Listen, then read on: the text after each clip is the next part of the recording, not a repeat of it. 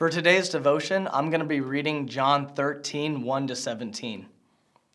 Now before the feast of the Passover, Jesus, knowing that his hour had come, that he would depart out of this world to the Father, having loved his own who were in the world, he loved them to the end. And during supper, the devil having already put into the heart of Judas Iscariot, the son of Simon, to betray him. Jesus, knowing that the Father had given all things into his hands, and that he had come forth from God and was going back to God, got up from supper and laid aside his garments, and taking a towel, he tied it around himself. Then he poured water into the wash basin and began to wash the disciples' feet and to wipe them from the towel which he had tied around himself. So he came to Simon Peter. He said to him, "Lord, are you going to wash my feet?" Jesus answered and said to him, "What am I doing you do not realize now, but you will understand afterwards." Peter said to him, "You will never wash my feet, ever."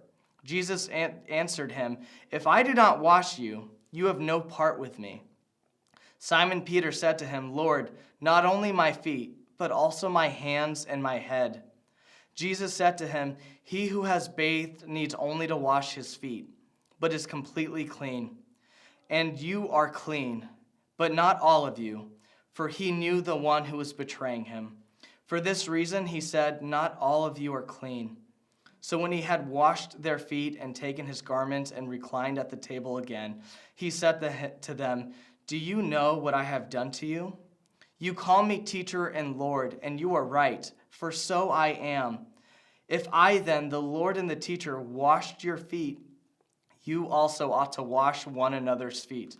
For I gave you an example that you also should do as I did to you. Truly, truly, I say to you, a slave is not greater than his master, nor is one who is sent greater than the one who sent him. If you know these things, you are blessed if you do them." So this is one of the last intimate moments Jesus gets to share with his disciples. And I'm going to go ahead and read something I wrote about it. "Come see the Lord of all creation, who holds the locks and keys. You won't find him in palaces of gold, you'll find him on his knees. He bends the knee to serve his people, he's not sitting in his seat. With an outstretched arm and a towel in hand, he cleans the sinner's feet." And Simon Peter, unable to accept the service from his king, these hands that healed the lepers and blind, these hands that will take death's sting. For how can he who was made from dust be loved by such as thee? How can we be a friend of God when we were once an enemy?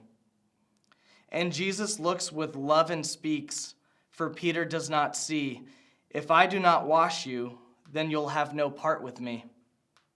Come see the Son of the living God, who died a sinner's death, being found in appearance as man, obedient till his last breath. A servant is not greater than his master, still the good teacher teaches.